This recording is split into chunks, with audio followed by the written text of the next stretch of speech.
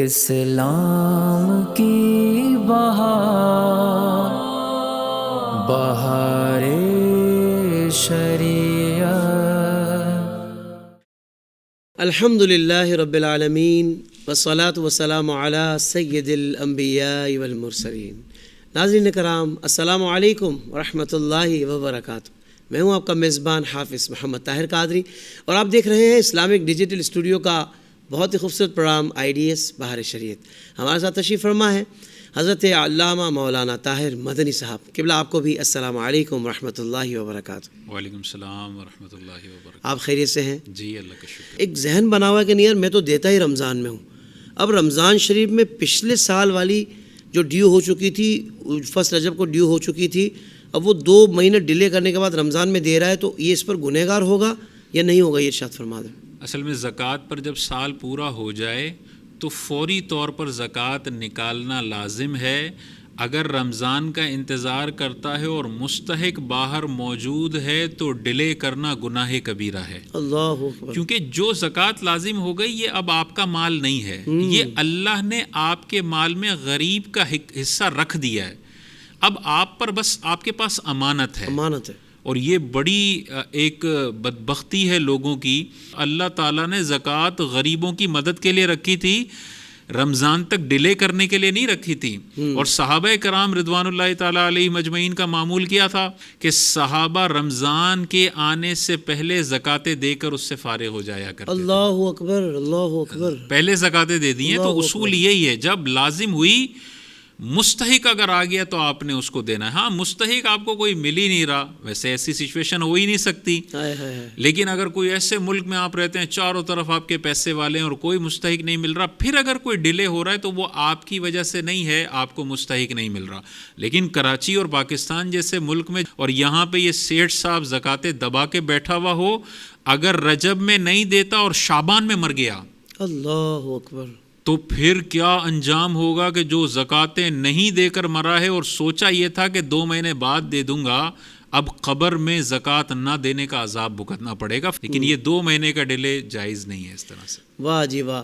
اچھا، پھر وہ رمضان شریف والے کہاں جائیں گے کہ جن کو رمضان شریف میں دینا ہے اور سال مکمل ہو گیا تھا؟ تو ان کے لیے یقیناً مفتی صاحب یہی مشورہ دیں گے، حضرت تائید یا تردید کر دیں گے میری بات کی، کہ بھائی ایڈوانس میں نکالنے کا آپشن ہے کہ آپ نے سب ادا کر دی ہے زکوٰۃ جو اس کی تاریخ بنتی تھی، مگر اگلے سال کی جس کا ڈیو آپ کے پورے سال کے بعد ہوگا، تو آپ اپنی خوشی سے ایک اندازہ کر کے آپ اس کو زکوٰۃ نکالنا شروع کر سکتے ہیں۔ علامہ صاحب ایسا ہی ہے؟ جی، اگر آپ صاحب نصاب ہو گئے ہیں جی، تو سال مکمل ہونے سے پہلے بھی آپ ایڈوانس میں زکوٰۃ دے سکتے ہیں۔ ہاں، تو رمضان والی خواہش بھی پوری ہو جائے گی۔ ہاں، لیکن اگر سال کے اختتام پر آپ صاحب نصاب نہ رہے، مثال کے طور پہ سال کے آغاز میں آپ کے پاس 5 لاکھ تھے، آپ نے ایڈوانس میں زکوٰۃ دینا شروع کی، سال کے اختتام پہ آپ کے پاس 50,000 ہیں، ٹھیک ہے، تو آپ پہ زکوٰۃ بنی ہی نہیں، تو جو ایڈوانس دی تھی وہ سارا صدقہ نافلہ میں تبدیل ہو جائے گا، وہ زکوٰۃ نہیں بنے گی۔ دیکھیں، زکوٰۃ نہیں بھی بنی تھی تو بھی آپ دینے والے ہی تھے، ماشاءاللہ، سبحان اللہ۔ یعنی جن کو یہ اندازہ ہو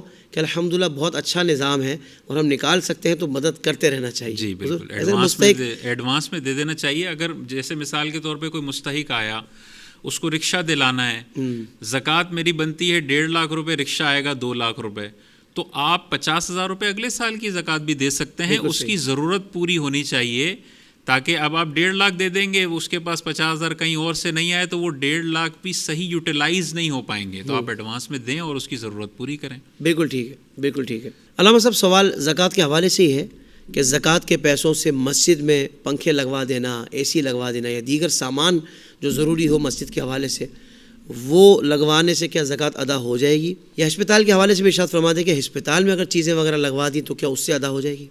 دیکھیں، زکوٰۃ کے حوالے سے اللہ تعالیٰ نے قرآن مجید میں واضح طور پہ آیت میں ارشاد فرمایا، انما الصدقات للفقراء، یہ محض صدقات فقیروں کے لیے ہیں۔ اس میں للفقراء میں جو لام ہے نا، یہ ملکیت کے لیے ہے، ٹھیک ہے۔ اسی لیے زکوٰۃ کی بنیادی شرائط میں سے ایک شرط یہ ہے کہ فقیر مالک بننا چاہیے آپ کے پیسوں کا۔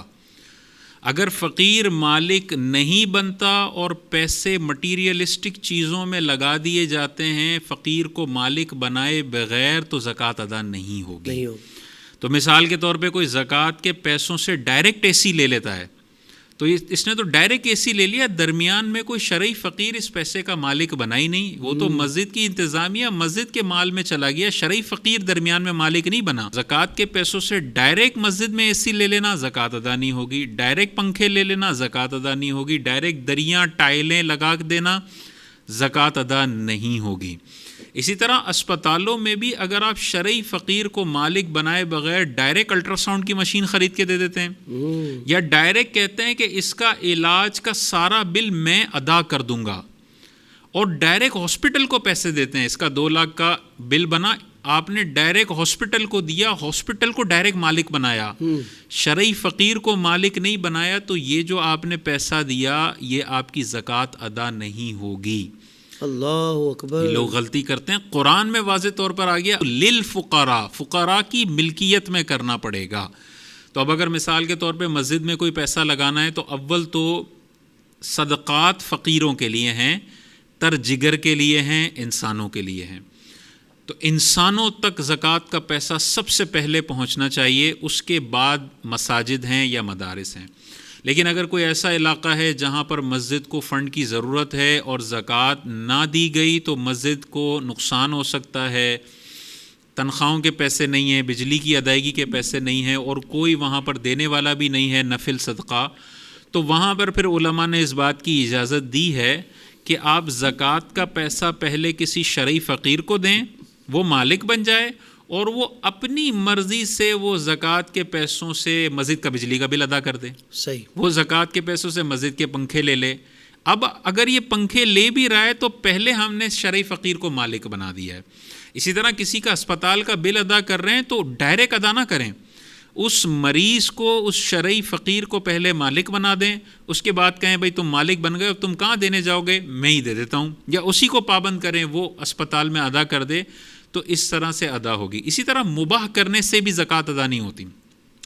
جیسے اگر کوئی کہتا ہے کہ میں زکوٰۃ کے پیسوں سے 10 لنگر کی دیگیں کھلاؤں گا، اب لنگر کی جو دیگ کھلائی جاتی ہے اگر وہ یہ کنڈیشن رکھتا ہے کہ جو یہاں کھا سکتا ہے کھا لے، اس کو گھر لے جانے کی اجازت نہیں ہے، یہ آپ نے کھانے کا مالک نہیں بنایا لوگوں کو، کھانا مباح کر دیا ہے، تو مباح کرنے سے بھی زکوٰۃ ادا نہیں ہوگی۔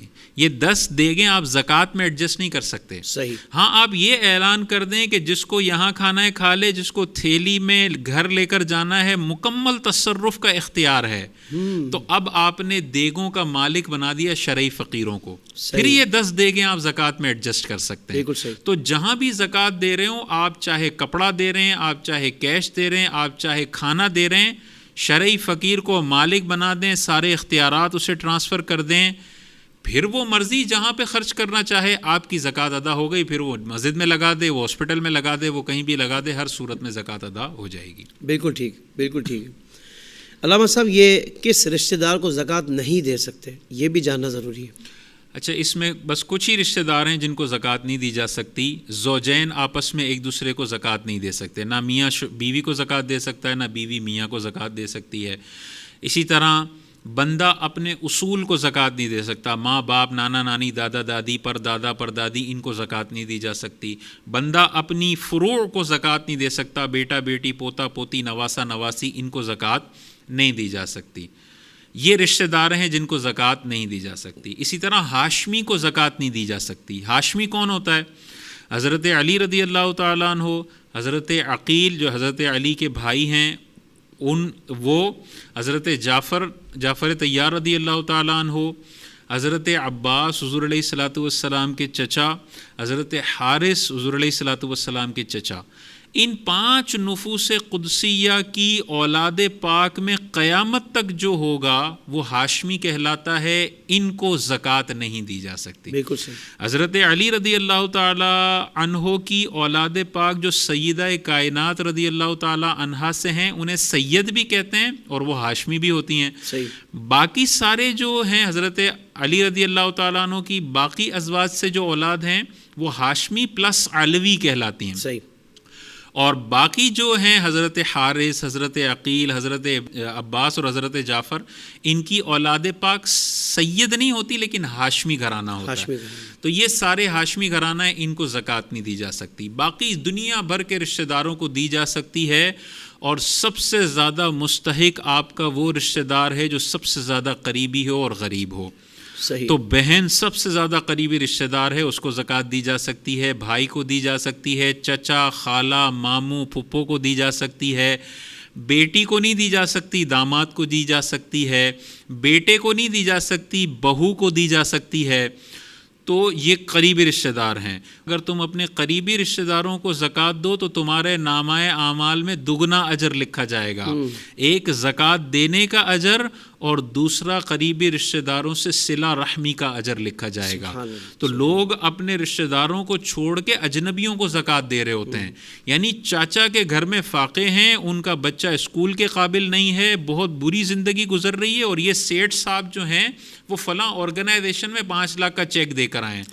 بھائی سب سے پہلے قرآن میں بھی یہ تاکید ہے، احادیث میں ہے، ذل قربا ذل قربا ذل قربا، قریبی رشتہ دار قریبی رشتہ دار قریبی رشتہ دار. بھائی قریبی رشتہ داروں کو دیں تاکہ زکوٰۃ کا ثواب بھی ملے اور صلہ رحمی کا ثواب بھی ملے. آخر اس میں بات یہ ہے، ہاشمی کو زکوٰۃ نہیں دے سکتے، لیکن ہاشمی میں بہت سارے غریب بھی ہوتے ہیں. تو بعض اوقات لوگ ہاشمی کو زکوٰۃ نہ دینے کی وجہ سے انہیں محروم ہی رکھتے ہیں، ان کی مدد ہی نہیں کرتے. یہ بہت غلط طریقہ ہے. میدان محشر میں ان کے نانا جان نے ہی ہماری شفاعت کروانی ہے. ان کو زکوٰۃ نہیں دے سکتے تو اپنے صاف ستھرے پیسے سے ان کی مدد کرنا ضروری ہے، اور ان کا دل خوش کرنا ضروری ہے. اور ان کو پیسے دے کر ان پر احسان نہیں جتلانا، بلکہ پیسے ان کی قدموں میں ڈالنے ہیں اور ان کا شکریہ ادا کرنا ہے کہ یہ قبول کر لیں. ہو سکتا ہے آپ کے قبول کرنے سے تاجدار کائنات مجھ گناہ گار سے خوش ہو جائیں اور میری شفاعت کا پروانہ جاری ہو جائے. تو اس میں میں جو فارمولا لوگوں کو دیتا ہوں نا کہ 1,00,000 روپے کی اگر آپ کی زکوٰۃ بن رہی ہے نا، آپ اس کو 1,10,000 سمجھیں. 1,00,000 روپے میں نے دینے غیر ہاشمی کو اور 10,000 میں نے دینے ہاشمیوں کو، اس کا 1 روپیہ بھی غیر ہاشمی کو نہیں جائے گا. تو یار جہاں پہ 1,00,000 روپے آپ دے رہے ہیں وہاں پہ اگر 1,10,000 روپے دے دیں اور اس 10,000 سے سیدوں کا دل خوش ہو جائے، اس سے شاندار سودا اور کوئی خریدا نہیں جا سکتا جو 10,000 کی معمولی سی رقم میں انسان کو مل جائے. واہ جی واہ، واہ جی واہ، سبحان اللہ سبحان اللہ. کیا کہنے علامہ صاحب. علامہ صاحب طلاق کے حوالے سے یہ مسئلہ آیا ہے کہ کوئی اپنی بیوی کو کہے جا میں نے تجھے آزاد کیا، تو کیا حکم ہوگا؟ دیکھیں یہ بڑے خطرناک الفاظ ہیں. بعض اوقات نکاح کرنے کی بڑی جلدی ہوتی ہے، نکاح کر لیتے ہیں، لیکن طلاق کے بنیادی مسائل نہ دولہا کو سیکھنے کی توفیق ہوتی ہے نہ دلہن کو سیکھنے کی توفیق ہوتی ہے. اور بعض اوقات ہمارے پاس کیسز آتے ہیں 6 مہینے بعد لڑائی ہوئی اور شوہر نے غصے میں آزاد کا لفظ بول دیا، اور اب پوچھ رہے ہوتے ہیں مفتی صاحب کیا حکم ہوگا، اور 3 دفعہ بول دیتے ہیں. اور بعض اوقات اتنے خراب مسائل ہو جاتے ہیں کہ واپسی کے طریقے نہیں ہوتے. تو اس حوالے سے غور کرنا چاہیے. آزاد کا جو لفظ ہے یہ طلاق کے لفظوں میں الفاظ کنایہ میں شمار ہوتا ہے. الفاظ کنایہ وہ الفاظ ہیں جو طلاق کے لیے بھی استعمال کیے جاتے ہیں اور دوسرے کاموں کے لیے بھی استعمال کیے جاتے ہیں. تو آزاد کا لفظ بھی ایسا ہی ہے. بعض جگہوں پہ یہ طلاق کے لیے یوز ہوتا ہے، بعض جگہوں پہ طلاق کے لیے یوز نہیں ہوتا. اب اس کا شرعی حکم کیا ہے؟ اگر عام حالت میں لفظ آزاد کہا، یعنی شوہر نے اپنی بیوی کو کہا جا میں نے تجھے آزاد کیا، یا تو میری طرف سے آزاد ہے، عام حالت میں نہ غصہ ہے نہ طلاق کا مذاکرہ چل رہا ہے، مذاکرہ نہیں چل رہا، تو عام حالت میں شوہر سے نیت پوچھی جائے گی کہ تم نے آزاد کا لفظ کیوں بولا ہے. اگر وہ کہتا ہے کہ میری طلاق کی نیت تھی تو طلاق پڑ جائے گی اور طلاق بائن پڑے گی، فوراً نکاح ختم ہو جائے گا، رجوع کرنے کا اختیار نہیں ہے. تو نیا نکاح کرنا پڑے گا، نئے مہر کے ساتھ، صرف رجوع نہیں ہو سکتا یک طرفہ. اور اگر شوہر کہتا ہے میری طلاق کی نیت نہیں ہے تو اس سے حلفیہ قسم لی جائے گی. اگر وہ حلفیہ قسم کھا لیتا ہے کہ آزاد کے لفظ سے میری طلاق کی نیت نہیں تھی تو طلاق نہیں پڑے گی. یہ نارمل حالت ہے.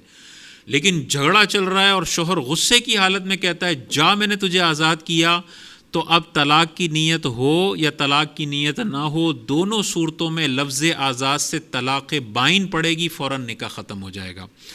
تیسری صورت یہ ہے کہ جھگڑا نہیں چل رہا لیکن بیگم مطالبہ طلاق کر رہی ہے، مجھے طلاق دے دو، مجھے طلاق دے دو، مجھے طلاق دے دو، اور جواب میں یہ نارمل حالت میں کہتا ہے جا میں نے تجھے آزاد کیا.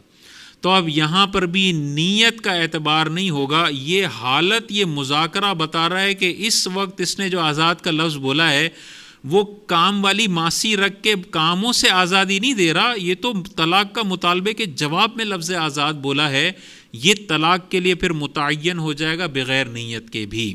تو لفظ آزاد عام حالت میں بولا تو نیت کے بعد طلاق ہوگی، اور غصے میں یا مذاکرہ طلاق کے وقت بولا تو بغیر نیت کے بھی طلاق واقع ہو جائے گی، طلاق بائن پڑے گی۔ اب دوبارہ ساتھ رہنا ہے تو نیا نکاح کرنا پڑے گا۔ سبحان اللہ سبحان اللہ۔ علامہ صاحب بڑی اہم آپ نے گفتگو فرمائی، اللہ آپ کو جزائے خیر عطا فرمائے۔ اچھا، بعض اوقات مکالمہ کوئی اس طریقے سے ہو جاتا ہے، کسی نے بیوی کو کہا کہ تو مجھ پر حرام ہے، تو اس جملے کے کیا پھر اثرات آئیں گے اس رشتے پر؟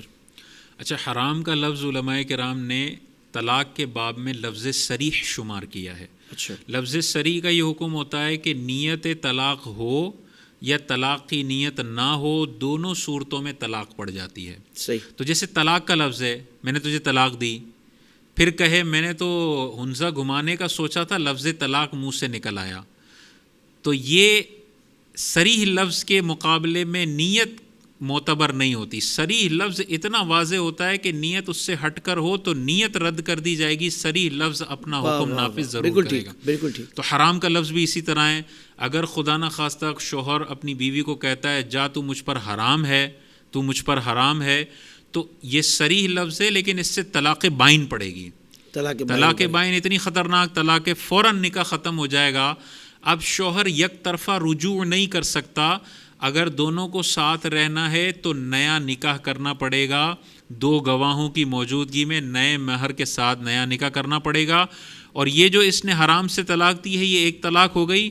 اب شوہر کو ساری زندگی میں 2 طلاقوں کا اختیار رہے گا۔ اچھا، اگر خدا نخواستہ اگلی زندگی میں دوبارہ 2 طلاقیں دے دیں تو پھر حرمت مغلظہ ہو جائے گی، پھر دوبارہ نکاح نہیں ہو سکتا جب تک وہ قرآن والے حکم پر عمل نہ ہو کہ کسی اور سے نکاح، اور پھر وہ سارے معاملات ہیں۔ صحیح۔ اچھا، کوئی شخص اپنی بیوی کو کہتا ہے کہ میں نے تجھے چھوڑا یا میں نے تجھے فارغ کیا، اس پر کیا حکم ہے؟ اچھا، لفظ چھوڑا بھی طلاق کے باب میں لفظ صریح ہے، یہ بھی صریح کو۔ ہاں، ٹھیک۔ اور صریح کا حکم یہی ہے کہ بغیر نیت کے بھی اس سے طلاق نافذ ہو جاتی ہے۔ تو اگر کوئی اپنی بیوی کو کہتا ہے میں نے تجھے چھوڑا یا میں تجھے چھوڑتا ہوں، تو اس سے بغیر نیت کے بھی طلاق رجعی پڑے گی۔ طلاق رجعی کا مطلب یہ ہوتا ہے کہ عدت کے دوران اگر شوہر دوبارہ سے رجوع کرنا چاہے تو یک طرفہ بھی رجوع کر سکتا ہے، یعنی وہ اپنی بیگم کو کہے میں تجھ سے رجوع کرتا ہوں، یا میاں بیوی والے جو معاملات ہوتے ہیں وہ کر لے، تو دوبارہ سے یہ میاں بیوی ہوں گے، لیکن اب ایک طلاق دے دی ہے، اب اس کو 2 طلاقوں کا اختیار ہوگا۔ اچھا، اسی طرح لفظ فارغ بھی کثیر علماء نے لفظ صریح میں شمار کیا۔ اعلیٰ حضرت امام اہل سنت نے فتاوی رضویہ میں بھی اس کو لفظ صریح میں شمار کیا ہے۔ صاحب بحر شریعت نے، مفتی امجد علی اعظمی صاحب رحمۃ اللہ تعالیٰ علیہ نے بھی اس کو لفظ صریح میں شمار کیا ہے۔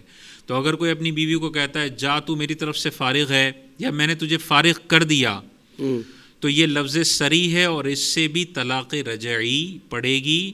عورت پر ایک طلاق واقع ہو جائے گی، لیکن طلاق رجعی ہے۔ عدت میں اگر شوہر رجوع کرنا چاہے اور اس نے یہ ایک ہی طلاق دی ہو اور پہلے 2 طلاقیں نہ دی ہوں تو اس کو رجوع کا اختیار ہوگا۔